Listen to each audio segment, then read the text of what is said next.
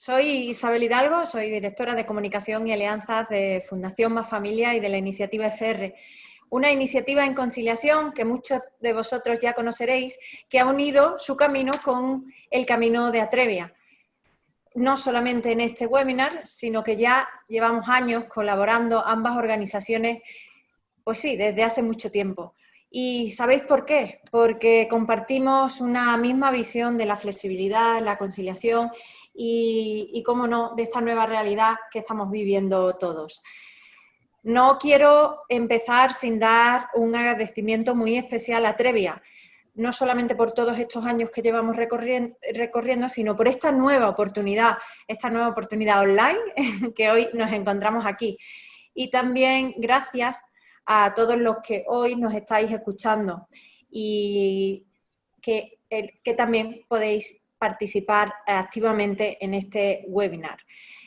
Esta tarde vamos a contar con dos grandísimos ponentes. Por un lado, vamos a contar con María del Barco, directora global de Transformación, Cultura y Comunicación de Atrevia, y por otro, a Roberto Martínez, director de la iniciativa FR en Fundación Más Familia, como habéis podido comprobar, donde trabajamos ambos, luchando mucho por la conciliación. Solamente me queda deciros que queda una hora por delante muy interesante. Todos los que estamos aquí, doy fe, vamos a disfrutar mucho de estas presentaciones que tanto Roberto como María nos van a presentar hoy. Cualquier duda o pregunta, tenéis habilitado el chat y al finalizar las ponencias haré llegar vuestras dudas, vuestras necesidades a los ponentes para que nos puedan abrir un poco la mente hacia esta nueva realidad. Y sin más dilación, es el turno de Roberto Martínez. Roberto, bienvenido. Hola Isabel, hola María, resto de amigos de Atrevia, y bienvenidos y bienvenidas todos los que estáis ahí al otro lado de los bytes para seguir esta interesante, espero, charla que tenemos hoy María y nosotros que ofrecer. La verdad que lo decía Isa y así es, ¿no? Camino con Atrevia viene de lejos, no sin ello pues son una entidad de FR, son patronos de nuestra fundación, pero sobre todo yo creo que lo más importante es que compartimos una misma visión de hacia dónde va el mundo y hacia dónde deberían ir las empresas hoy en día, ¿no? Entonces yo me voy a encargar un poquito más de una primera parte más de contexto, digamos más hacia el exterior de las organizaciones, de cómo se está configurando este lío, y María pues nos va a hablar un poquito más hacia el interior, ¿no? De los temas más de transformación cultural, que es su tema, ¿eh? Bien, como no, pues hemos preparado un pequeño PowerPoint para que podamos tener un guión sobre esta charla, que espero que podáis estar pues ya viendo aquí en directo. Así que, sin más dilación, vamos al lío, porque hay que aprovechar cada minuto que nos queda, ¿no?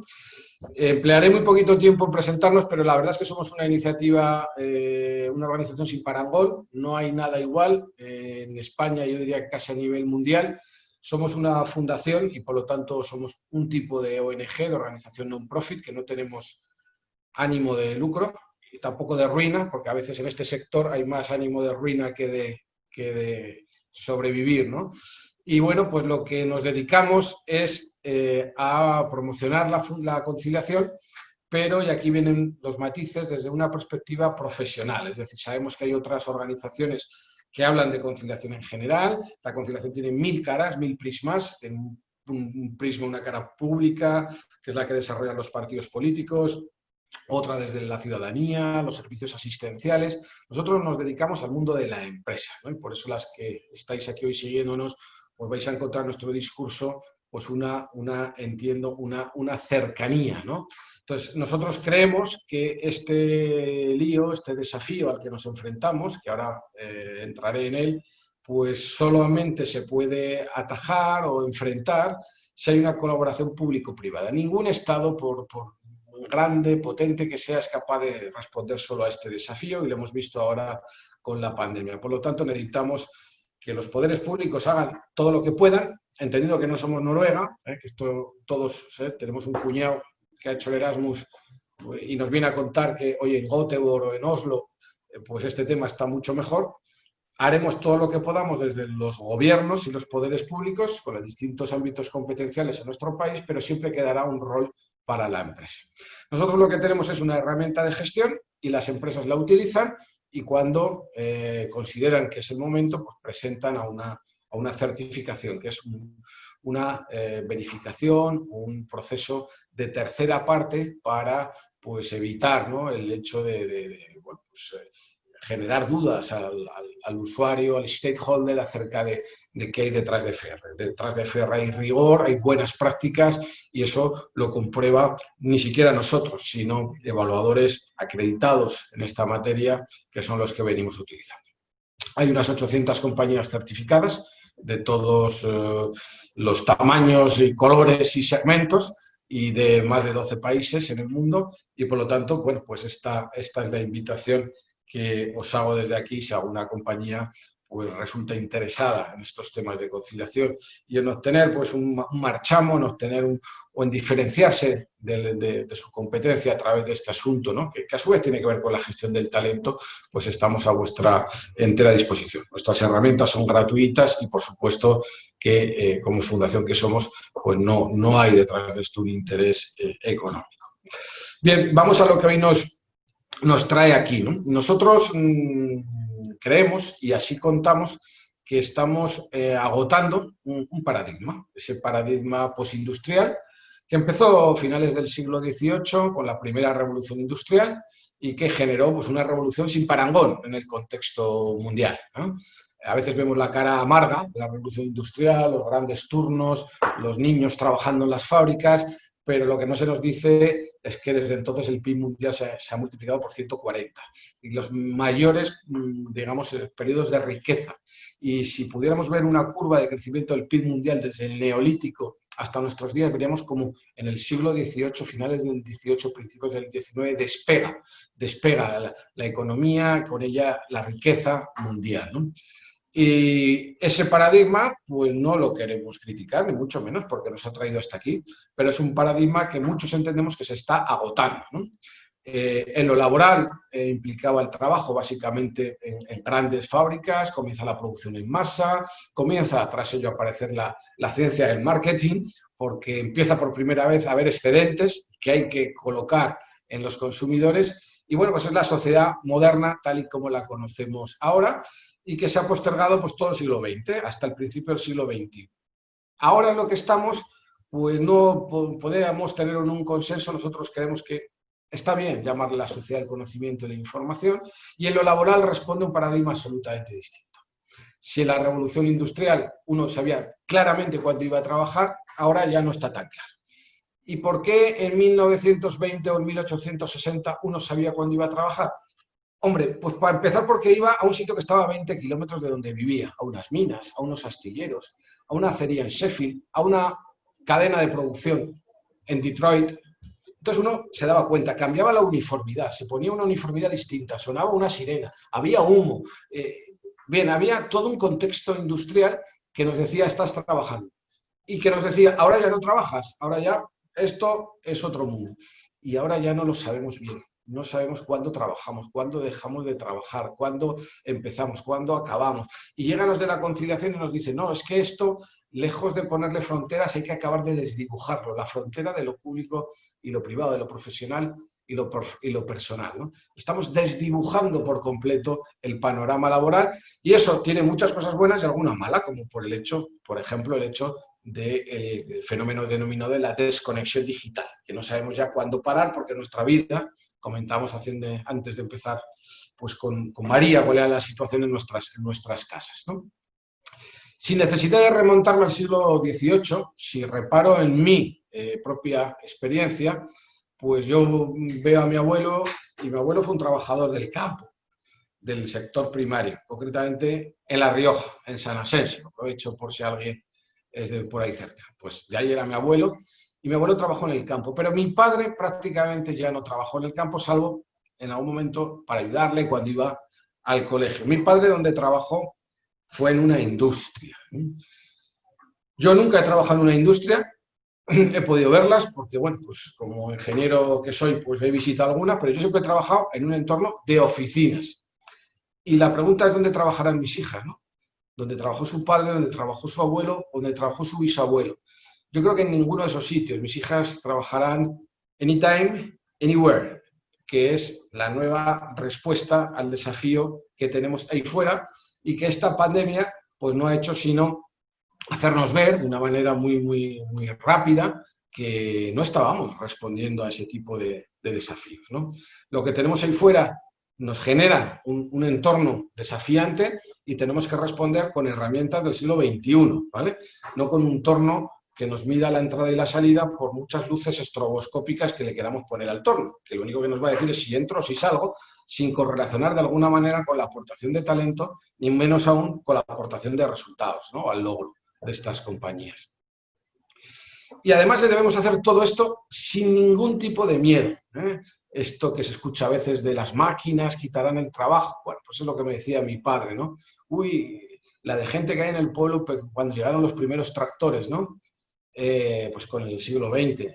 Esto quitará la mano de obra, y bueno, donde esté la mula, me decía mi padre, donde esté la mula, bueno, pues lo que hemos hecho es mecanizar el campo, aumentar la productividad, sin ningún género de dudas. Fijaros ahí en el gráfico que está en la izquierda, que son datos de UK, cómo hemos pasado de trabajar 12 horas al día a trabajar 6.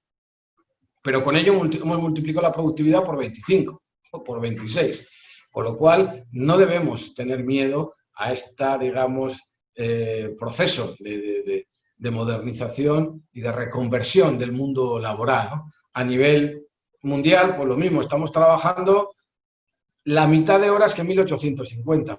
Por lo tanto, aparece todo un mundo del ocio que nos hemos dado cuenta que a su vez es una industria muy interesante, porque cuando uno tiene tiempo, pues va y se gasta unos cuartos, ¿no? O jugando al pádel, o tomando unas cervezas, o haciendo un curso, o aprendiendo a bailar claqué, ¿eh? Experiencias todas ellas, por cierto, muy recomendables. Por lo tanto, creo que tenemos que desalojarnos de esos miedos de que no venga la tecnología, que no venga la modernización, sino que todo lo contrario, tenemos que abrazarla y eso es lo que nos va a llevar, y yo creo que nosotros lo veremos, no sé si por lo menos el que os habla estará ya pensionado, pero sí que veremos la jornada de 4 días o las 6 horas diarias. Eso es algo que más pronto que tarde estará acá.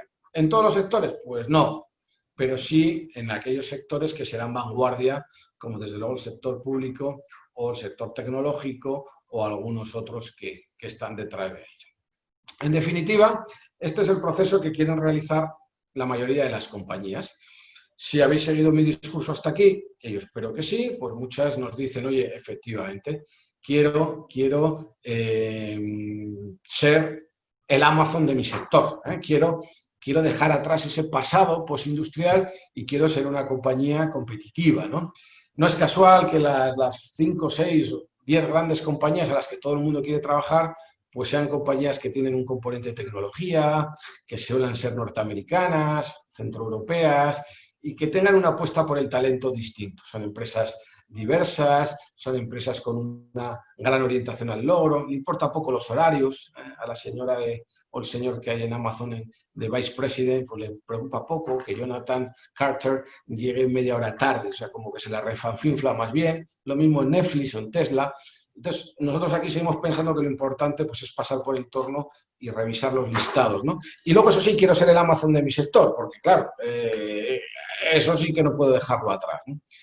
Bueno, lo que quiero decir con esto es que tenemos que dejar atrás el pasado, pero dejar atrás no es decirlo, es hacerlo. Y hay una serie de yugos, de herramientas en materia de personas que nos siguen anclado al pasado, ¿no? Pues ya hemos hablado de ella, ¿no? Medir el absentismo, que no sé yo todavía para qué vale. Medir las horas que una persona, el registro y el control de la jornada. Sí, ya sé que hay una ley que obliga, ¿eh? Bueno, también hay leyes que obligan a estupideces de todo tipo, pero creo que el mundo se configura en una dirección y que tenemos que competir globalmente. Luego tenemos que pelear incluso con las leyes que existen para tratar de hacer una empresa más competitiva. Allí en naranja tenéis una serie de elementos que a nuestro entender pues están aquí para quedarse, ¿no? hemos hablado ya de la orientación al logro, la dirección por objetivos, hemos hablado de la ética, los valores, el propósito corporativo, la raison d'être que dicen los franceses, ¿no? Y que son conceptos que vienen con fuerza, que las nuevas generaciones buscan, ¿no? Cuáles son esos valores para ver si están alineados con los suyos. Por supuesto, la flexibilidad, de lo que hoy hablaremos, la personalización de la relación laboral. El siglo XIX y el XX son los siglos de la lucha de clases, son los siglos de tratar de prevenir, ¿no? Que hubiera, digamos, grandes abusos por parte del capital, que a su vez estaba asociado a los empresarios y empresarias, ¿no? El siglo XXI es distinto.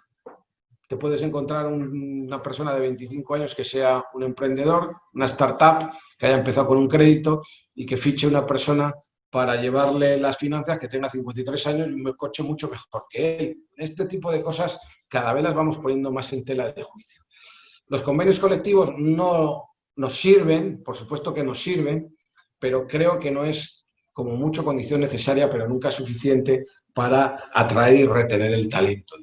Todo el mundo de la digitalización, el Big Data que nos permitirá hacer prevención, el mundo de las tendencias, los analytics, y todo eso es lo que vamos a tener que incorporar en nuestras organizaciones si queremos pues, competir. Porque en definitiva, el mundo está cambiando y además está cambiando sin que nos hayan preguntado. Por lo menos a mí no me han preguntado, no sé a vosotros o a vosotras, pero a mí no me han preguntado. De hecho, me da la sensación de que va demasiado deprisa este mundo, ¿no? Pero una vez que lo miro, y me gusta observar, soy muy observador y lo miro por una ventana, pues me doy cuenta de que hay una multitud de elementos que están aquí presionando y tensionando a vuestras organizaciones, ¿no? Esto del centro pretende ser una de vuestras organizaciones, moderna, de la sociedad del conocimiento. Y yo me voy fijando y digo, la urbanización, ¿no? Las grandes ciudades crecen. Sí, es muy romántico la España vaciada, pero eso no lo va a detener nadie, ¿no? O sea, los chinos han hecho una emigración de 600 millones de personas y les quedan 200 millones más de emigrar de las zonas rurales a las grandes urbes. Las grandes megápolis en el que han superado todos sus límites de sostenibilidad, como el México DF, Bogotá, una ciudad que yo conozco bien, la Gran Santiago. Bueno, Bogotá, para el 2030 necesita 850.000 nuevas viviendas. Eso quiere decir, multiplicando, siendo conservador por 2, 1.700.000 personas más que se sumarán a los 10 millones que viven en Bogotá. Y esas previsiones no las hay para el Chocó o para las grandes áreas rurales colombianas o de otros países. Las ciudades van a seguir creciendo y introduciendo una presión tremenda sobre la movilidad y sobre las nuevas formas de trabajo. Cada vez más la gente se va a vivir más lejos y claro, lo que antes era 15 minutos ahora es hora y media para ir a trabajar. Pero es que además tenemos el factor ecológico, emisiones de CO2, necesitamos descarbonizar la economía, necesitamos desindexar el crecimiento de la emisión de CO2 y estamos emitiendo la mayor, digamos, parte de CO2 es el transporte y luego el residencial. Y dentro del transporte, el transporte in itinere, el transporte al trabajo. Y sin embargo, pues bueno, nuestros políticos no acaban de verlo, ¿no? Cada vez somos más terciarios. Concretamente en España el 75% de los empleos son ya del sector terciario y va a ir creciendo hasta el 85% que hay en algunos países europeos. La terciarización implica atender clientes a horas intempestivas. Ahora, porque cuando somos clientes tenemos esas malas costumbres. La incorporación de los millennials a las empresas con una forma de entender el trabajo totalmente distinta, ¿no? El fenómeno del envejecimiento, verdadero, digamos, elemento de estudio driver de España y de la Unión Europea, asumido a su vez a los aspectos que van ligados al envejecimiento como la soledad, ¿no? Ya sabéis que hay algunos países como Canadá, UK, que han creado un ministerio de loneliness, que es un tema que viene con mucha fuerza, el envejecimiento de la población, la soledad, la dependencia, la reducción de la familia, porque antes esas familias ampliadas, muy latinas, mediterráneas, de 3 generaciones, y como decía Gila, y un señor de marrón que vivía con nosotros, pues eran familias en las que todos cuidaban de todos, pero es que ahora vamos a una familia unipersonal. El crecimiento del hogar unipersonal, de la familia monomarental, es absolutamente mayor que en los hogares de 4 y de 5 miembros. Con todo esto lo que quiero describir es que hay un escenario que no vamos a poder cambiar. Es más, si nos vamos a 20 años vista, ese escenario va a incrementarse, cualquiera de los factores que he comentado y alguno que no he podido poder comentar. Por lo tanto, las empresas estáis como en el medio, es como una especie de globo que va cogiendo presión y que en algún momento hay que aliviar esa presión, ¿no? Nosotros creemos que la flexibilidad y la conciliación es una manera de aliviar esta tensión. Porque en definitiva, y como a nosotros nos gusta decir, nos enfrentamos a una realidad líquida, una realidad que nos desborda, una realidad que fluye, una realidad que no podemos atrapar, una realidad cambiante. Y para enfrentarnos a esa realidad líquida no podemos enfrentarnos con organizaciones jerárquicas rígidas, sino que necesitamos enfrentarnos con un nuevo paradigma. ¿Y cuál es este nuevo paradigma? Pues la verdad es que muchos tampoco sabemos hacia dónde nos va a llevar. Por eso nos gusta pintar así una carretera con curvas y un final que no se adivina, ¿no? Y es incierto, acordaros del fenómeno VUCA, ¿no? Es incierto, no estará exento de grandes desafíos, pero el otro camino sí que sabemos dónde va, es como los ñus al Serengeti, a ser devorados por los cocodrilos, eso sí, con la única salvedad de que todo el mundo lo hace igual, ¿no? Cuando nos dicen, pero tras escucharos, ¿por qué poca gente sigue todavía vuestros postulados? Yo siempre digo, la verdad es que no tengo la menor idea. Yo creo que el único factor es el de, esto siempre se ha hecho así, y la resistencia al cambio que tiene el ser humano. Y que somos muy segurolas, que esta carretera pues no sabemos dónde nos lleva, la otra sí, al precipicio, pero todos juntos. Y eso reconforta muchísimo, ¿no? El que yo hago lo mismo que todo el mundo y así a mí no me pueden echar. El salirse de la manada pues hace que te visibilices. Anda, este se ha separado del rebaño. Y si encima hay un lobo, pues todavía es más complicado porque dices, ¿a por quién va a ir el lobo? Pues a por el que se ha separado de la manada. Por lo tanto, todo esto nos hace reflexionar mucho acerca de cuál es el nuevo trabajo en el siglo XX y cuál es el nuevo trabajo en el siglo XXI. Mirad, ese recuadro rojo define el trabajo en el siglo XX. Una ventana de espacio-tiempo. Solo es trabajo, 40 horas semanales, que se producen entre las 8:30, no 8:31, 8:30, 17:45, con 45 minutos para el almuerzo, en la calle no sé cuántos del polígono, no sé cuántos en la ciudad de tal, y también en la delegación comercial de tal. Si no estoy en esa ventana de espacio-tiempo, eso no es trabajo, eso es vida privada. Y esto es el trabajo en el siglo XXI. Puedo ir a una tutoría el martes a las 11, porque convenimos todos de que es razonable y es necesario para este país que yo vaya a una tutoría el martes a las 11, pero el sábado por la noche, mientras ceno, le estoy hablando a mis amigas de mi compañía, que por ejemplo es una compañía de seguros, le estoy hablando y notan que tengo un orgullo de pertenencia y un compromiso, y le hablo de cómo esta compañía hace las cosas distintas y cómo esta compañía, a pesar de que tiene productos similares, hay un plus, que a veces llamamos compromiso, engagement, que la hace distinta, que da esa última milla que la hace pues verdaderamente ganadora. Y esto es lo que tenemos que entender. También lo deberían entender nuestros políticos, pero ahí tengo menos suerte, ¿no? Tenemos que entender que han cambiado las reglas de juego y que por lo tanto pues no es lo mismo el teletrabajo, el trabajo, perdón, en el siglo XX y el siglo XX. Y no hay vuelta atrás, no hay vuelta atrás. Y a vosotras y vosotros, y como a mí, de vez en cuando os dirán, ya, pero tú me hablas de Google, Roberto. Eso está bien, el teletrabajo, flexible working, home office, easy working, smart working. Eso suena a Google, a Netflix, suena a grande compañía norteamericana. Yo trabajo en la enseñanza, yo trabajo en la sanidad y eso es imposible, ¿no? Por ejemplo, pues yo soy cirujano y me querrás decir tú a mí, Roberto, que yo siendo cirujano ¿puedo teletrabajar? Vamos, hombre, ¿no? Bueno, pues a los que os digan eso les traéis esta foto, eso es Boston, 1850, ahí hay un paciente, no confundirse, el paciente es el de los calcetines, son gente humana, como hace frío, pues le han dejado algo de ropa, mientras ellos van pues hasta arriba vestidos. El anestesista es el que le aplica esa esponja con éter, y eso es la forma que tenemos de entender el trabajo en Boston, y por lo tanto en el mundo en el siglo XIX y en el siglo XX. Y este es el robot Da Vinci, que ya está interviniendo, ya tenemos 102 unidades en España, y es un robot con 5 o 7 brazos articulados que hace cirugías pues, de todo tipo, ortopédicas, cardiovasculares, con muchísima más precisión que el brazo de un cirujano.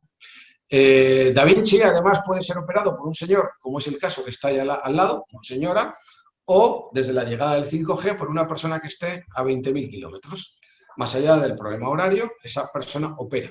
Pero además opera en unas condiciones distintas. Está viendo, está manejando ese robot articulado, está pidiendo pruebas en directo y está pudiendo compartir a través, por ejemplo, de la base de datos AIS, en la que hay 7.400 cirujanos conectados. En tiempo real, pues oye, he visto un pequeño bultito, he visto un tejido cicatrizal, he visto... Este es el siglo XXI, pero muchos nos siguen hablando del siglo XX, ¿no? Los profesores, hombre, yo soy profesor, yo tengo que ir. ¿Qué hemos hecho durante estos 3 meses? ¿Qué nos quedará por venir? ¿Tenemos que esperar a que un virus encoronado se lleve por delante a 1 millón de personas en el mundo para empezar a pensar que quizás el paradigma está agotado?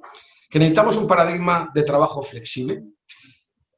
Si me seguís hasta aquí, ya estoy acabando mi intervención para dejaros con María. Si me habéis seguido hasta aquí, lo que sí que quiero deciros es que esto del trabajo flexible pues no es un tema que vendan en la farmacia como paracetamol, que yo me tome cada 8 horas, sino que es un proceso complejo, que requiere transformaciones culturales. Nosotros decimos que hay 1000 formas de trabajo flexible en función de si es un día, si son 2, si son 3, si es un día y 2 tardes, si lo elijo, me lo asignan, en función de la autonomía, en función de si es offline, online, en función de si puedo acceder a toda la información aparte, en función de si es mayoritario, minoritario, si tengo que pedir el permiso, solo informar. Hay más de 1000 posibilidades y por lo tanto es un proceso que no podemos resolver hoy aquí ni se pretende.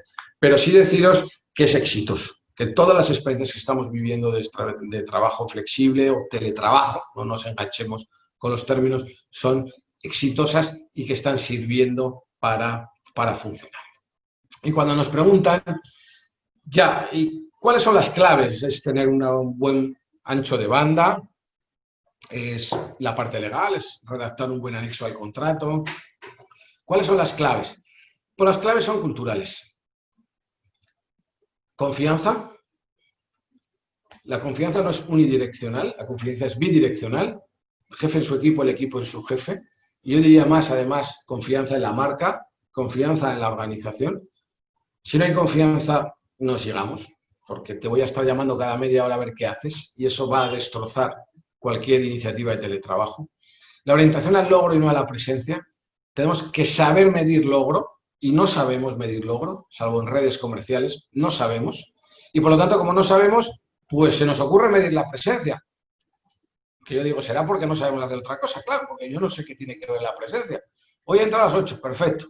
Oye, que es que ayer fueron las 8:15. Ya me he dado cuenta.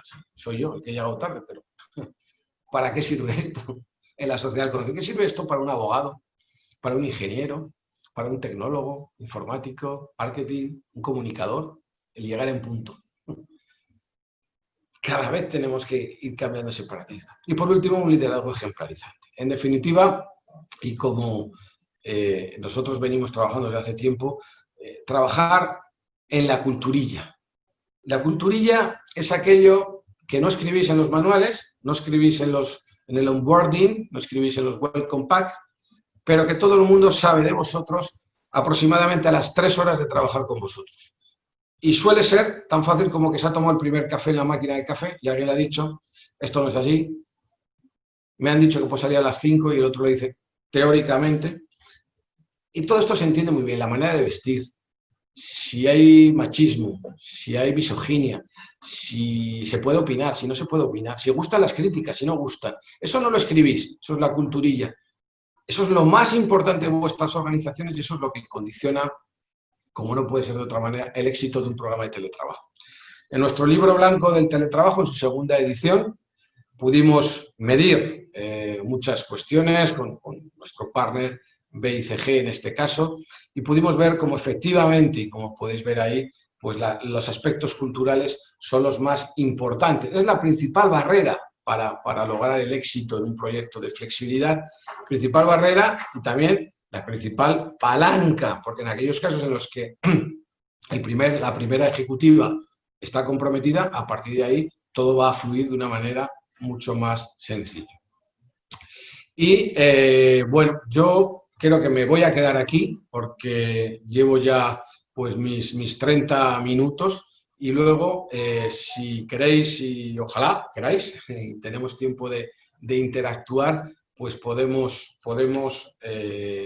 volver a hablar, así que le doy el paso a María diciéndoos que si la ola va a llegar, surfearla, no tratéis de evitarla, la ola va a llegar. Bueno, María, es tu turno. Te dejo con unos amigos. Muchas gracias, Roberto, y muchas gracias a todos. Cuando me quites la ola de surf, pongo yo mi presentación. Perdona, bueno, está bebiendo agua. Es un gustazo teneros a todos aquí. Yo seguro que si hiciera un sondeo y preguntara a todos los que estáis aquí a cuántos webinars habéis asistido en los últimos 100 días, habríais perdido casi todos la cuenta, ¿no? Es la era del webinar. Todos hemos ido un poco aprendiendo a hacer esto. Para mí es un gustazo acabar mi último webinar del verano con Más Familia y con Roberto para abordar un poco, bueno, pues cómo hemos vivido estos meses y sobre todo el gran punto de inflexión en el que abordamos a partir de ahora, que es donde es tan pertinente contar un poco con la visión de Más Familia, ¿no? Yo os voy a hablar de la culturilla, que me lo voy a adjudicar ya porque me ha encantado el término. Voy a ver si comparto también mi pantalla. Bueno, pues voy un poco a reflexionar sobre las palabras y la visión de Roberto desde un punto de vista, si queréis, más soft, ¿no? Mi CEO, Asun, a veces me dice que los que trabajamos en esto de la comunicación interna y las personas a veces parece que nos hemos tragado una botella de mimosín. Bueno, pues no me he tragado ninguna botella de mimosín, pero me toca más que nunca hablar de las personas. Es verdad que desde la revolución industrial no hemos parado de cambiar, ¿no? Sin embargo, llevamos 10 años completamente obsesionados con esto que todos que hablamos de la gestión del cambio y la transformación, ¿no? ¿Qué compañía no tiene en su propósito e incluso en su página web la palabra transformación? Parece que si no la tienes es que te has quedado atrás, ¿no? Pero fijaros, en 100 días hemos hecho la transformación que veníamos proyectando los últimos 10 años. No sé si estáis de acuerdo, ¿no? De repente, en casi 24 horas, hace 100 días, cuando casi suspendieron los coles y casi 24 horas después empezábamos todos a trabajar en casa. Nos fuimos con lo opuesto. Algunas compañías, es verdad que ya habían hecho una transformación digital importante, probablemente tenían sus herramientas, gracias a eso se fueron con sus ordenadores, subieron la documentación como pudieron a la nube y demás, y se enfrentaron a un nuevo ecosistema a todos los niveles, ¿no? Que es estar confinado en tu casa y desempeñar todos tus roles profesionales y personales durante 24 horas en el mismo espacio y con la misma gente, ¿no?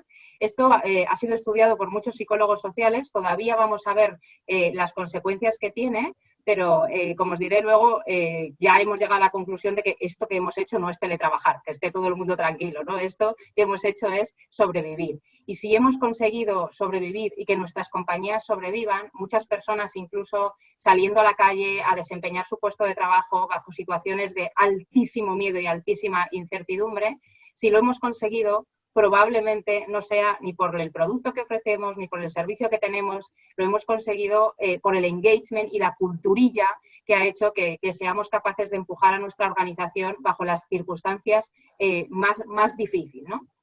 En esas 24 horas nos enfrentamos a nuevas formas de trabajar, que es verdad que veníamos hablando desde hace tiempo, pero probablemente no habíamos vivido de una manera tan fuerte, ¿no? Hasta ahora. También nuevas formas de liderar, muchos CEOs intentando mantener la conexión con el equipo de todas las maneras. Yo conozco a algunos que les hemos visto, bueno, pues en unos registros que ha sido una pasada verles, porque sus equipos no le habían visto nunca de esa manera tan personal, ¿no? Con esa cercanía, con sus hijos pasando por detrás de las conferencias, ¿no? Nuevas maneras de relacionarnos, hasta mi madre y muchos habremos enseñado a nuestros abuelos a utilizar una herramienta de videoconferencia para poder conectarse con sus nietos. y nuevas formas de comunicar que nos hemos visto obligados a desarrollar en 24 horas, ¿no? Porque necesitábamos abrir una ventana de cercanía con la gente, ¿no? ¿Esto qué nos ha demostrado? Bueno, pues que todas aquellas compañías que diseñaban su discurso corporativo a través de sus productos, de su historia, de su experiencia, de su servicio al cliente, a través de la gran disposición tecnológica que tenían y que se creían, por tanto, las más fuertes y las más resistentes, bueno, pues se ha demostrado que no, la tecnología es efectivamente un gran motor, está resultando un gran facilitador, nos ha permitido mantenernos conectados a lo largo de este tiempo, pero sin duda creo que si esto lo demuestra, y entonces me trago la botella de Mimosín, es que esta transformación la hemos hecho las personas, ¿no? La hemos hecho los equipos trabajando como hemos podido, luego ya hemos empezado a desarrollar esa desconexión digital, nos hemos ido amoldando como hemos podido, pero nos hemos venido 24 horas a trabajar a casa bajo situaciones dificilísimas seguramente, unos más que otros, ¿no? Si os fijáis, durante este tiempo, en todas las redes sociales e incluso en los anuncios de publicidad, todas las compañías han modificado su relato y se están posicionando en dos pilares muy claves, su contribución social y su apoyo a los equipos y a las personas.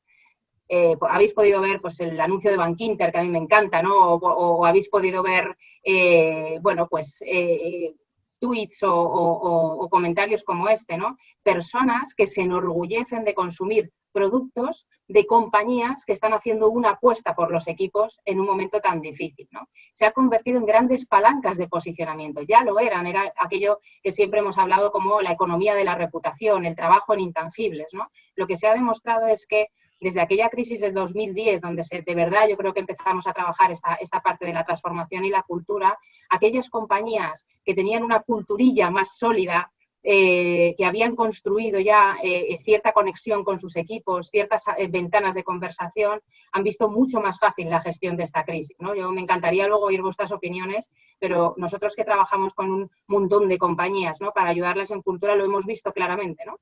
Y a los que no lo habían hecho todavía, creo que es una gran oportunidad para empezar a abordarlo, porque vuelve a ser un punto de inflexión en el que apostar de verdad por la gestión de personas desde el punto de vista más cultural y de cambio de actitud, ¿no?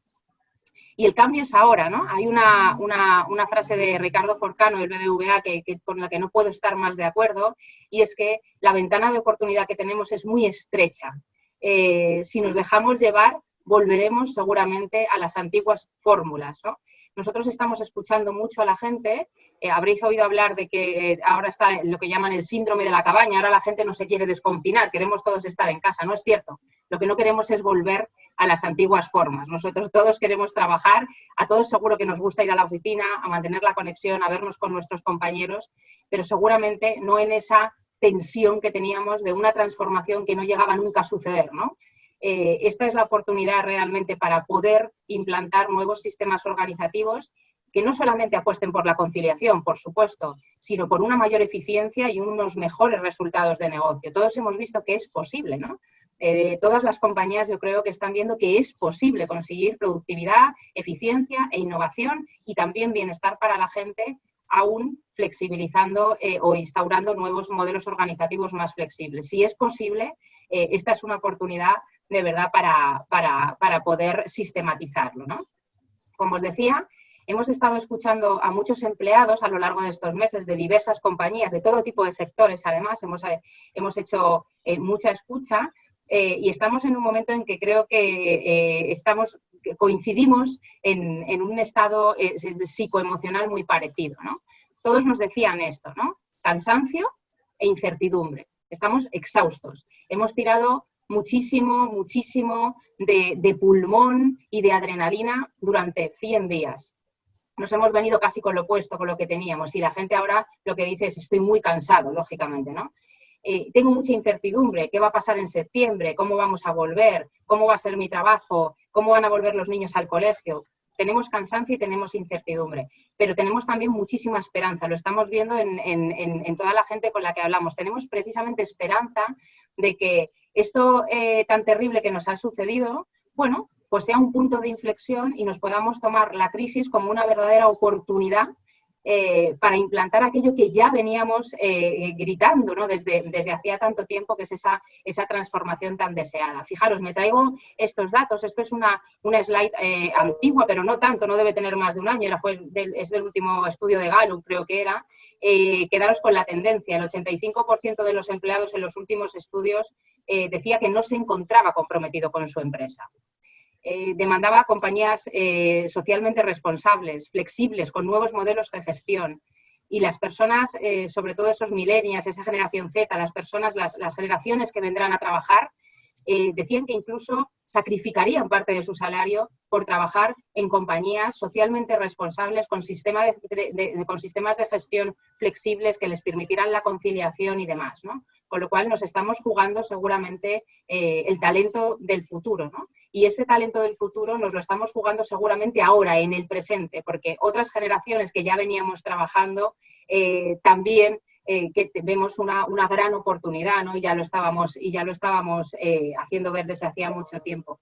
Se buscan compañías valientes en este momento, compañías que se atrevan a implantar esos nuevos sistemas de gestión que demuestren que es posible, ¿no? Yo entiendo, lógicamente, hablando con muchos CEOs, muchos presidentes, que el cambio asusta. No tener un control férreo del equipo es un cambio complicado, yo lo puedo comprender. Pero también es verdad que al final apostar por la cultura y el bienestar de la gente retorna seguro en una mayor productividad y en una mayor eficiencia. Los que trabajamos en intangibles siempre lo decimos, es muy difícil ponerle un número a esto, ¿no? Es muy difícil demostrar que cuando uno de verdad trabaja en culturilla, trabaja en comunicación y trabaja en la conexión con la gente, vas a vender un 20% más, ¿no? Eso no hay un KPI que lo demuestre, ¿no?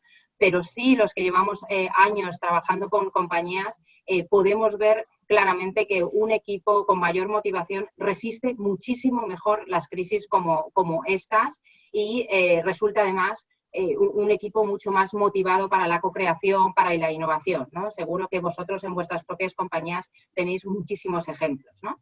Vivimos un momento de máxima velocidad, el cambio es el status quo, eso ya lo sabíamos, ya era el status quo hace 100 días, pero ahora necesitamos acelerar ese cambio, ¿no? Necesitamos tomarnos esto como una verdadera oportunidad para conseguir esas fórmulas que nos permitan mantener la conexión con los equipos y aprender a trabajar de esta manera, ¿no? Vamos a volver, claro que sí. Comentaba con Roberto ahora cómo lo están haciendo las compañías FR. Vamos a volver todos, unos estamos empezando a volver a las oficinas en julio, otros lo harán en septiembre. Está claro que vamos a volver. La gran pregunta y lo que hay que gestionar ahora es cómo vamos a hacerlo, en qué situaciones nos vamos a encontrar al equipo. Es necesario hacer un ejercicio de empatía grandísimo porque nos vamos a encontrar con lo que hemos llamado distintos arquetipos situacionales, ¿no? Y psicolaborales en las personas que vuelvan, ¿no? Las personas vamos a volver, algunas personas es posible que hayan perdido familiares, otras personas vienen de procesos de ERTE que han podido dejarlas también bajo un estado emocional y de incertidumbre grande, otros puestos de trabajo se habrán perdido. Tenemos nuestros clientes a los que tenemos que lógicamente que ayudar más que nunca, que también tienen sus propios procesos de incertidumbre. Tenemos personas que, no sé, pues a lo mejor los colegios vuelven de otra manera y tienen que saber bandolearlo. Nos enfrentamos a una gestión que evidentemente no va a poder ser individual por persona, pero sí que nos va a obligar a conocer esos nuevos arquetipos, ¿no? Con los que poder enfrentar esa situación. Y eso requiere una parte de escucha y de conversación tremenda, ¿no? Tenemos que volver a confiar en los líderes. Creo que es el gran reto siempre, ¿no? Cuando hablamos de comunicación interna, por favor, el papel de los líderes. Creo que los líderes vuelven a ser un gran ejemplo, ya lo han sido en esta crisis. A todos los empleados que hemos preguntado, fíjate, incluso aquellas plantillas que pueden ser más críticas con el liderazgo, han salvado a todos sus equipos de dirección durante esta crisis porque todos reconocen haber tenido equipos directivos que por lo menos han hecho un gran esfuerzo por mantener la conexión, por mantener el cuidado de la gente y por enfrentarse a esa situación. Yo creo que ahora el papel del líder es efectivamente mantener la confianza, ¿no? Saber dar una visión de futuro y mantener la confianza para empoderar al equipo y aprender a trabajar en otro ecosistema y en otro sistema organizativo. Si ellos no lo creen, es imposible que lo sepan transmitir al equipo. Pero no solamente hay que creerlo, es que también hay que aprenderlo. Por lo tanto, tendremos seguramente nuevas skills, nuevos retos y nuevas herramientas que aprender para poder liderar ahora. Nos vamos del presencialismo a los resultados, también lo decía Roberto, ¿no? Nos vamos a olvidarnos del control férreo de los equipos, imposibles en esta situación, pero donde hemos demostrado que los equipos dan grandes resultados, ¿no? Cuando están bien coordinados, aunque sea sin vernos las caras o viéndonoslas a través de estos medios, ¿no?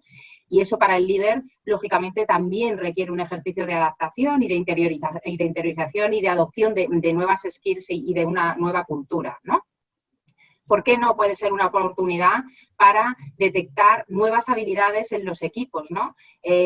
Seguro que también tenéis anécdotas. Nosotros en Atrevia hemos de repente descubierto gente que tenía ciertas habilidades tecnológicas que nunca habíamos conocido y ahora nos han ayudado, por ejemplo, para poder hacer estos webinars o porque conocían una herramienta audiovisual o cualquier cosa, ¿no? O sea, gente generalmente de esas generaciones más jóvenes a las que se les pueden ofrecer nuevos retos para propiciar esta transversalidad y estas nuevas formas de trabajar, ¿no? Y lo que os comentaba, trabajar en casa no es teletrabajar. Otra de las cosas que nos están contando al final la gente que trabaja es que necesita aprender de la tecnología. La tecnología es un gran motor, pero de repente nos hemos visto casi teletrabajando 24 horas al día, una locura. A la gente tiene 5, 6, 8, 10 videoconferencias al día.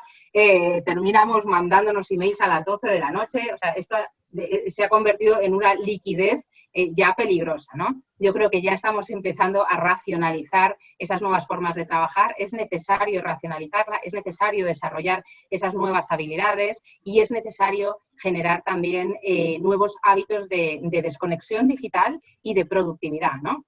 Esta misma semana, la semana pasada, hemos visto a una de las grandes compañías financieras implantar y comunicar el teletrabajo libre 100% para sus 1.400 profesionales, ¿no? Esto es un ejemplo. El ejemplo no es solamente que lo hayan hecho, que lo habrán hecho muchas compañías, sino que lo han comunicado en redes sociales. Por lo tanto, se convierte en una verdadera palanca de posicionamiento de marca, ¿no? Todos sus profesionales van a tener 100% trabajo flexible y como esta compañía valiente, a mi parecer, vendrán muchas seguramente por detrás, ¿no? La incertidumbre va a ser nuestra nueva realidad. Es verdad que nos enfrentamos un poco a esa carretera que pintaba Roberto, yo lo he puesto como un puente colgante, pero es lo mismo.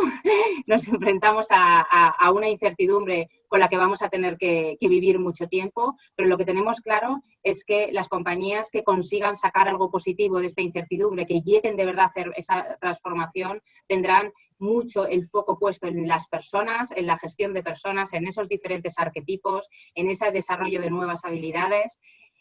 Estén muy cerca de sus clientes desde esta nueva realidad y sepan ejercer ese gran liderazgo cercano, inspirador y de confianza, ¿no? Nosotros sabéis que desde Atrevia trabajamos mucho la comunicación interna como palanca de la culturilla, ¿no? Como palanca que puede incentivar el cambio cultural. Lo que nos está pasando en estos 100 días es que hemos hecho un plan estratégico de comunicación interna cada semana y no es una expresión, es cierto, ha sido así. Cada semana hemos tenido que construirlo porque cada semana nuestra realidad cambiaba y porque cada semana las compañías necesitaban comunicarse de una manera diferente o comunicar cosas diferentes a su gente, ¿no? Esto nos viene a decir que las claves al final de la comunicación y de que cualquier plan de intervención cultural que hagamos tienen que ser absolutamente ágiles, inmediatos y flexibles, líquidos, ¿no? Unos planes donde el liderazgo y la comunicación interpersonal van a jugar un papel clave, pero donde sobre todo vamos a tener que poner la parte más soft, ¿no? Todas aquellas habilidades más psicosociales, ¿no? La empatía, la escucha y el reconocimiento. Creo que han sido las 3 palabras claves que nos han permitido gestionar a los equipos durante estos 100 días y creo que van a ser las que protagonicen al final la gestión de la comunicación durante la nueva realidad esta que llamamos, ¿no? Fijaros, nosotros dibujamos esta curva. Creo que era el 1 de abril o una cosa así. Yo la dibujé para el primer webinar que hicimos cuando nosotros estábamos en la parte esta que vemos de la curva que se llama desorientación. Entonces dibujamos la curva, nuestra propia curva del coronavirus, para ver un poco qué papel debía jugar la comunicación interna en cada momento. Y más o menos acertamos, ¿no? Nos basamos al final casi en las etapas del duelo, desde ese momento de extrañeza, ¿no? Donde nos dijeron que que había un virus en China que nadie pensaba que nos iba a tocar, hasta esa gran desorientación y esa adaptación que tuvimos que hacer muy operativa en 24 horas. Entonces, la comunicación interna se basó en mensajes muy racionales, aquellos protocolos que poníamos en los baños, en señalética por todas partes, ¿no? Aquella comunicación casi del Ministerio de Sanidad que colgábamos como podíamos en las oficinas, más o menos tiñéndolas de nuestra identidad. Poco a poco nos fuimos adaptando, ya estábamos en casa y el objetivo de la comunicación fue mantener la conexión con los equipos. La conexión no solamente por mantener la actividad y la operativa, sino mantener la conexión, o sea, la interacción con la gente, ¿no? La comunicación interna apostó entonces por la transparencia, por mensajes muy veraces y pasamos después a un estadio que acabamos casi por el que estamos todavía transicionando casi, que es un estado más depresivo, ¿no? Ese estado de cansancio, ese estado de gran incertidumbre, donde incluso ofrecimos a los empleados ventanas de dudas con psicólogos o con profesionales sanitarios que podían ayudarles a llevar el trabajo, no solamente en lo que tiene que ver con la operativa, sino además, pues cómo podían trabajar en casa, cómo podían comunicarle esto a sus hijos, cómo podían convivir con la enfermedad en casa. O sea, yo creo que la empresa traspasó las fronteras de la oficina y se metió en las compañías para ayudar a sus empleados también en su vida personal, ¿no? Ahora estamos casi al final de la curva, estamos en ese momento de la incertidumbre donde creemos que las palancas, como os decía, van a ser generar confianza y recuperar la actividad. Ese debe ser el papel de la comunicación interna, una gran impulsora para generar esos mensajes y esa visión de futuro, ¿no? Y nosotros lo hacemos con estas 4 Cs, que ya os combinando mensajes más racionales y más emocionales, e incentivando toda la comprensión, la cercanía, la compañía y, por supuesto, la confianza, ¿no? Generando una actitud de aceptación del proceso, pero también dando un marco de certidumbre razonable. La gente tiene que saber cuál es la visión de la empresa, ¿no? Para eso, requerimos de un modelo de intervención cultural que se base mucho en la comunicación, por supuesto en el liderazgo, pero también en los procesos que tienen que acompañarlos, ¿no? Me quedo con estas 5 claves para acabar, de cuáles serían para nosotros, al final, los 5 facilitadores que deberíamos utilizar, ¿no? Para empujar esa nueva cultura. Primero, comunicar esa visión con esa visión de futuro.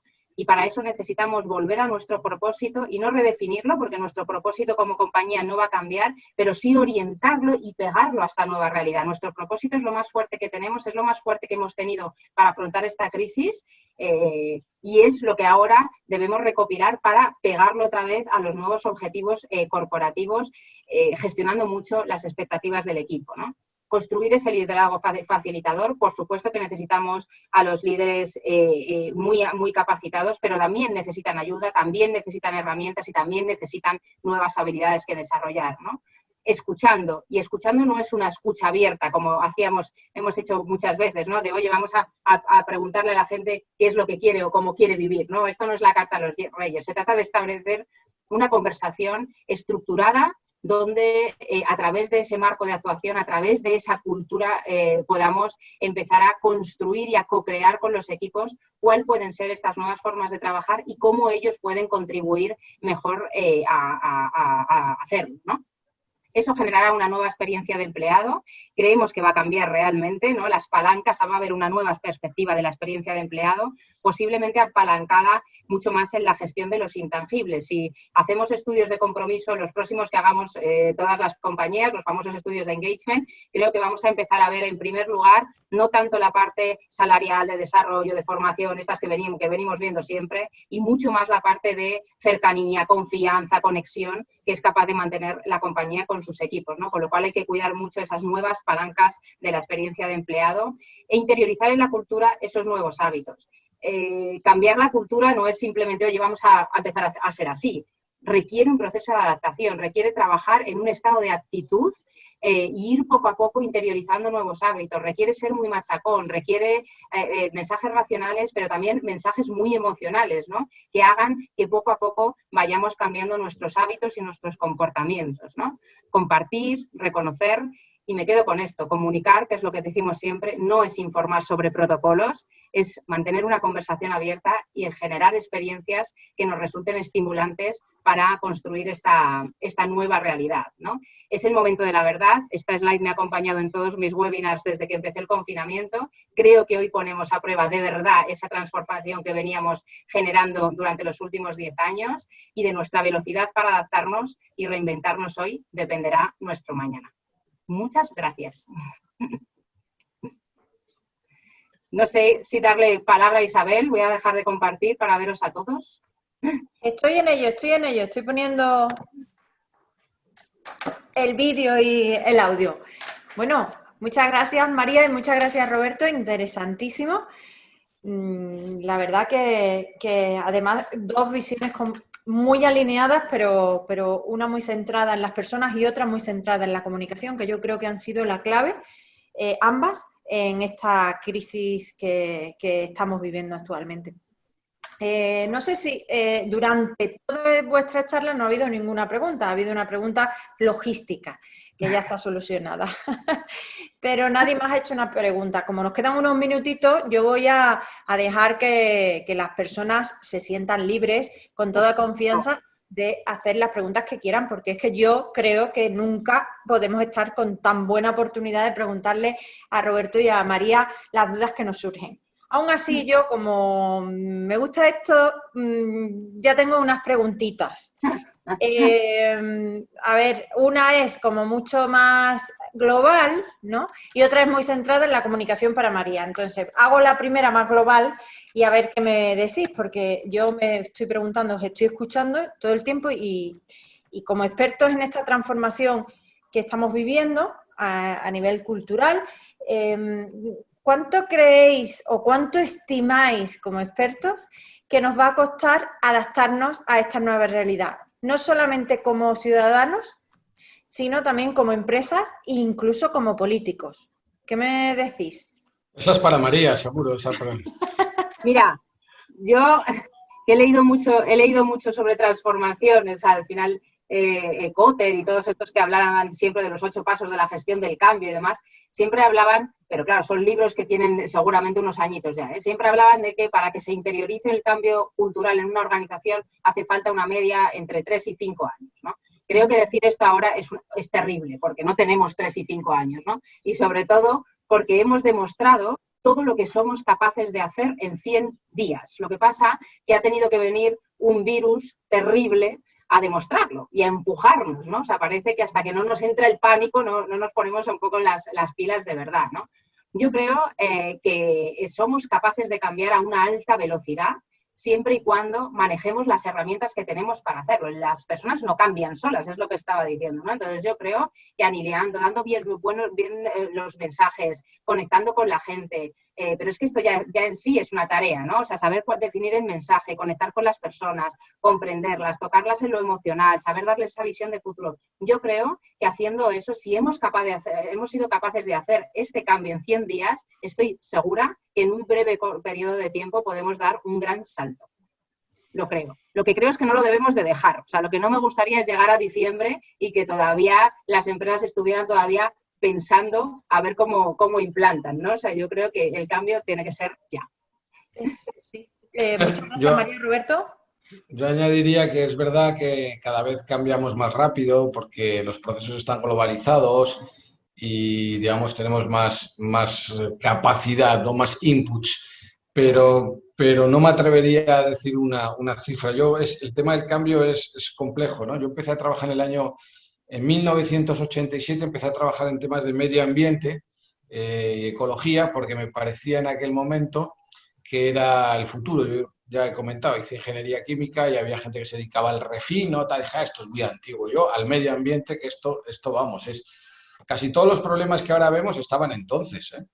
Ya hablábamos del protocolo Montreal, de temas de cambio climático, ya había habido la primera cumbre de la Tierra y ha tenido que venir una chica así con aspecto repelente que se llama Greta Thunberg para que revolucione el tema del medio ambiente. Y dices, bueno, pues es que esto yo lo estudiaba en el 87 y lo ofrecía en el 91.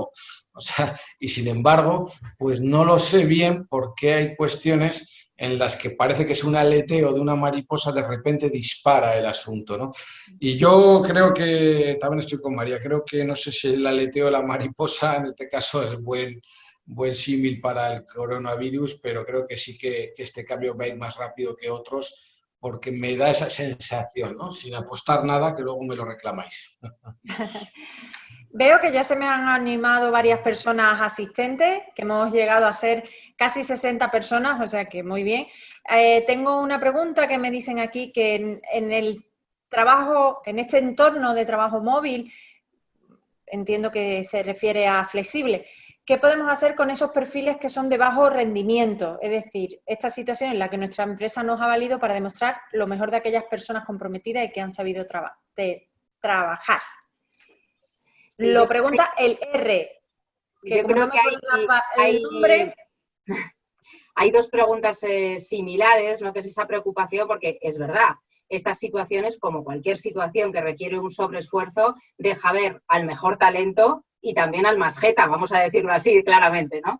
Pero bueno, ¿en qué compañía no ha ocurrido esto siempre? En teletrabajo y no, o sea, personas con alto rendimiento y con bajo rendimiento las hemos tenido siempre. Lo que yo creo es que hay que hacer un ejercicio de detección del talento, que es lo que hemos hecho siempre, incentivarlo y motivarlo más que nunca, y con el resto darle las oportunidades que sean necesarias y tomar las decisiones pertinentes como hemos hecho siempre. Lo que no puede ser es que una minoría arrastre la inercia de una mayoría, ¿no? Porque no sería justo, ¿no? Por el miedo a que unos cuantos hayan tomado esta situación como una oportunidad de vaguear, que creo sinceramente que ha sido una minoría, no vamos a dejar el resto de tener la gran oportunidad de que se reconozca el talento y de incentivar que ese talento siga creciendo, ¿no? Pero yo creo que esto nos ha pasado siempre. Que paguen justos por pecadores, ¿no? Lo de siempre.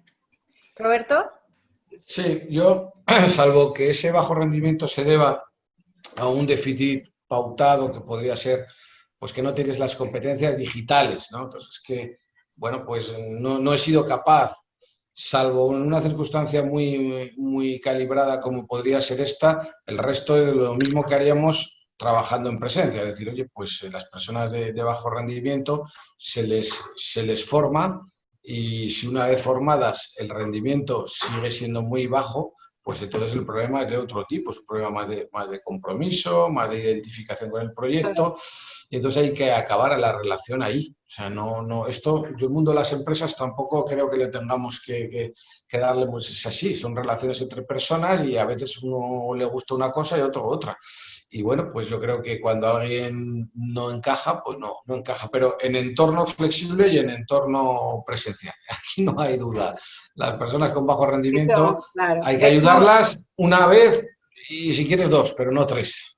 De hecho, creo que en el presencial incluso son menos, se las percibe menos a los del bajo rendimiento, como al final de lo que se estaba valorando era el presencialismo, incluso era más difícil de detectar. Aquí nos hemos retratado todos, ¿no? O sea, en esta situación se ha retratado realmente la gente que haya estado verdaderamente comprometida. También es verdad que creo que hay que dar un marco de oportunidad por esos arquetipos que os decía. La gente ha vivido en situaciones muy difíciles y a lo mejor en algunos casos no se ha podido rendir por la propia situación personal, familiar que podían estar teniendo, ¿no? Pero bueno, yo creo que es fácil de detectar para los equipos de recursos humanos al final, sobre todo cuando empecemos a trabajar de verdad por resultados, cuando de verdad empezamos a medir esos resultados, sería fácil identificar quién de una manera clara, ¿no? y evidente, bueno, pues no está alineado con la compañía, ¿no?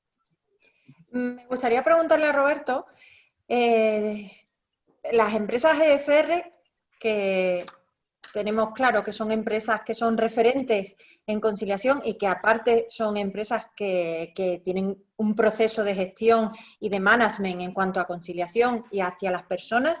¿Has podido notar, tú que estás en contacto directo con estas empresas, has podido notar un mayor compromiso hacia las personas o cómo han enfrentado esta crisis de una manera diferente? Sí, sin lugar a dudas, las empresas FR y algunas otras que no FR, obviamente, pero bueno, nosotros conocemos a las nuestras, lo han enfrentado con mayores garantías. Y tú dabas la clave. Se puede hablar de que eran más flexibles, de que tenían ya la tecnología, que es verdad, la tenían la tecnología, tenían la operación, la cultura, pero yo creo que sobre todo son empresas más que han entendido que en el siglo XXI lo importante es el talento. Y lo que diferencia una empresa de otra hoy en día es el talento. O sea, si nos fijamos, este banco del de enfrente, uno es rojo y otro azul y otro verde, pero ¿qué les diferencia? Un hotel de 4 estrellas y otro hotel de 4 estrellas. No, es que este tiene una carta de almohadas. No, menos mal que me lo ha dicho usted, ¿eh? O sea, es el talento, es esa capacidad de dar un plus, un desempeño extra rol, de aportar algo más. Y yo creo que estas empresas nuestras, pues sí que han entendido eso. Entonces, cuando ha llegado esto, pues han respondido de otra manera, no han respondido con el ERTE al día siguiente. Desgraciadamente, algunas se han tenido que hacer ERTEs, está claro, pero no han respondido con el ERTE como principal, digamos, herramienta. Y luego, pues además, pues sabían teletrabajar, ¿no? En nuestro caso, ¿no? Bueno, pues tenemos mucha experiencia en teletrabajar, en tener reuniones a distancia, en tener reuniones semanales para organizar nuestro trabajo. Entonces, bueno, pues no nos ha supuesto un gran cambio.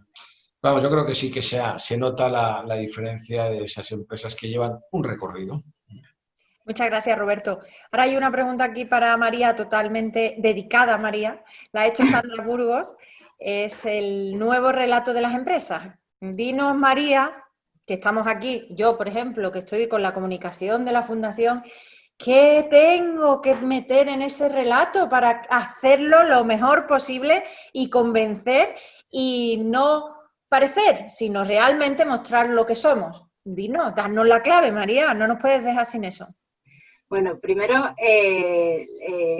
para demostrarlo y no solamente decirlo, hay que trabajar en experiencia, no solamente el relato. Al final, el relato es una gran visión. Yo lo tengo a nuestro director creativo que lo pone siempre detrás de una lápida cuando hace sus presentaciones, que queda muy horrible, pero es para decir, es lo que pondrías, es el propósito de una compañía, es lo que pondría en tu tumba, ¿no? O sea, entonces, ese gran propósito probablemente no cambie. Lo que sí que cambia es la misión. ¿Vale? Lo que sí que puede cambiar con el tiempo, porque se adapta al momento, es la misión. Por lo tanto, ¿qué es lo que tenemos que hacer? Recoger lo mejor de nuestra historia. ¿Cuáles eran esos valores, ¿no?, que nos hicieron estar aquí? ¿Qué es lo que queremos dejarle al mundo? ¿Qué es aquello en lo que queremos trascender?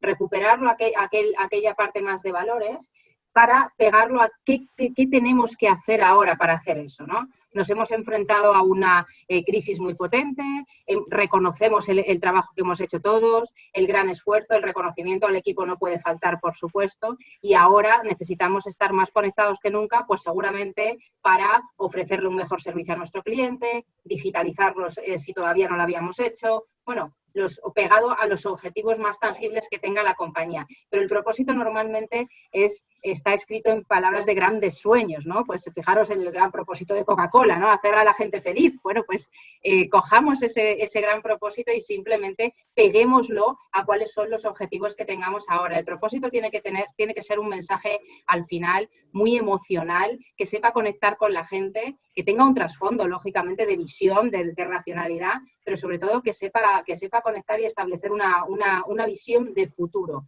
Yo sé que ahora mismo establecer una visión de futuro es dificilísimo porque no tenemos mucha incertidumbre, pero por eso digo tener un marco de certidumbre razonable. Oye, en septiembre, ¿qué estrategia nos planteamos a 6 meses?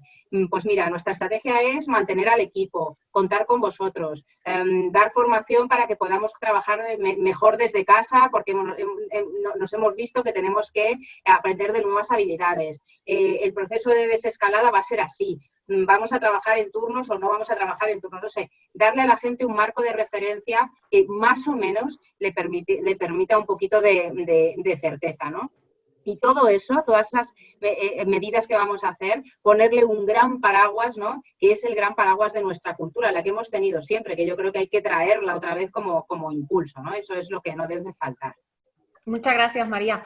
Nos hacen una pregunta interesantísima, Rafa González Palenzuela, que ¿cómo valoramos la intención del gobierno de regular el teletrabajo? Porque parece que el gobierno piensa que le sale muy barato a las empresas y entonces tendrán que compensar más a los colaboradores y, sin embargo, según nos comenta aquí Rafa, pues esto nos facilita la expansión que queremos del teletrabajo y si queremos ayudar a nuestra... Les dejo a Roberto porque antes de daros entrada estábamos él y yo debatiendo justamente sobre esto.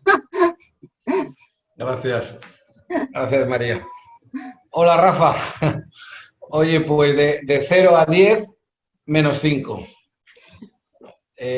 Me parece una tontuna del 13, así en inglés, para que nos vayamos entendiendo. Creo que el teletrabajo favorece a las personas y por ende a los países, porque hace que las sociedades sean más justas, permite mejorar la movilidad, reduce emisiones de CO2, hace que las personas con discapacidad se integren mejor, hace que las personas puedan dedicarse más tiempo a sí mismos y a sus familias, y podría seguir enumerando beneficios del teletrabajo. Si tú quieres favorecerlo, lo que tienes que hacer es preservarlo, protegerlo, quererlo y animarlo, ¿no? Entonces, yo creo que estoy absolutamente en contra de regular y protocolizar el teletrabajo y quizás lo que sí, por no que parezca todo negativo, el único aspecto que yo creo que sí, que debería insistirse más y procederse a una autorregulación es la parte de la desconexión digital. Yo creo que el reverso de este anverso que es el teletrabajo puede ser la falta de desconexión y cómo puede haber personas que lo viven y lo somatizan de manera pues, perjudicial para su salud. Yo creo que eso es un tema que las empresas, y especialmente las FR, debemos dar un paso adelante autorregulándonos en esa práctica de desconexión digital. Lo demás me parece una tontuna, o sea, yo creo, y siempre lo digo y me lo escucháis, cuando en cada una de nuestras casas nos levantamos por la mañana y hay un problema, que lo hay, ¿eh? Y son muchos, ¿no? Mira, el pequeño se ha levantado con fiebre, se nos ha olvidado pagar el impuesto y vence hoy la ITV, y así podría seguir enumerando cosas. Cuando hay problemas de conciliación entre la vida privada y la personal, es que nadie va al BOE. Yo no veo a ninguno de mis amigos decir, voy a ver qué pone en el BOE, si puedo ir hoy a... Lo que haces es llamar a tu jefe y le dices, perdona, fulano, María, oye, me ha pasado esto, se me ha olvidado pagar el impuesto, mira, me vence hoy, me va a venir con recargo, que llego a las 11. Pero es que no veo a nadie consultar el BOE. Por lo tanto, creo que esta visión de los políticos, o de algunos, de protocolizar, bueno, pues es absolutamente absurda, pero bueno, vale ya de provocarme que bueno, voy a entrar en un terreno que quizá no... Bueno, y como va en línea, porque ya hay que finalizar, estamos ya fuera de tiempo y siempre decimos en Fundación Más Familia, y sé que Atrevia también lo comparte, que no hay mayor conciliación que respetar los tiempos de todos, entonces no queremos acabar tarde, pero sí que Ximena nos preguntaba aquí con respecto a lo que estaba comentando Roberto y la desconexión digital, ¿no? Habla que esta forma de trabajar pues también está llevando a que algunos jefes ponen reuniones en horarios laborales que ya no son horarios laborales, 7, 8, 9 de la noche, o correo o mensaje. ¿Esto cómo tiene que ser? ¿Es el empleado el que tiene que parar? ¿Cómo debe ser esa desconexión digital? Nos queda mucho María, recorrido. ¿quieres? Yo sé que nos queda mucho recorrido, pero ¿qué me Yo tiene creo que que es decir una cuestión, es que estamos hablando, yo creo que es una cuestión cultural, evidentemente. Evidentemente, las políticas de desconexión deben venir a cabo desde la empresa, ¿no? Tienen que estar de alguna manera sistematizadas. Ahí sí que tiene que haber un protocolo, como decía Roberto, que al final genere un poco esas políticas. Pero luego hay que aprender a vivir en ellas. O sea, entonces, vuelvo otra vez, ¿no? O sea, cambiar comportamientos significa ser muy incisivo, significa hacer pues mucha comunicación y significa también dotar de habilidades a esos jefes. Yo estoy segura que la inmensa mayoría de ellos ni siquiera lo hacen intencionadamente, son los primeros que no les gustará estar trabajando y mandando emails a las 10 de la noche, ¿no? Pero este confinamiento ha provocado que se desdibujen mucho las líneas de lo personal, lo laboral, o sea, se han desdibujado a tal punto y estamos todos con la adrenalina tan fuerte que hemos perdido un poco las fronteras. Entonces hay que racionalizar el teletrabajo. Por eso yo decía no confundir teletrabajo con trabajar en casa a todas horas, porque es que no es lo mismo. Hemos estado en una situación muy extrema, ¿no? Pero yo creo que ahora toca el momento de racionalizar y que las empresas se hagan una composición de lugar y generen al final pues unas formas de hacer, como las tenemos todos. Esa culturilla de la máquina del café se tiene que trasladar también a estas nuevas maneras de trabajar que todos podamos ir poco a poco gestionando. Pero el líder es el ejemplo. Si el líder sigue mandando mails a las 10 de la noche, es con el primero que hay que seguramente que trabajar para que entienda que no le retorna seguramente ningún beneficio a la larga hacerlo, ¿no? Totalmente. Roberto, ¿tienes algo que añadir? Sí, estoy de acuerdo con María, totalmente. Pero lo mejor que tiene el fenómeno de la desconexión digital, que es un poco como convenimos llamarle en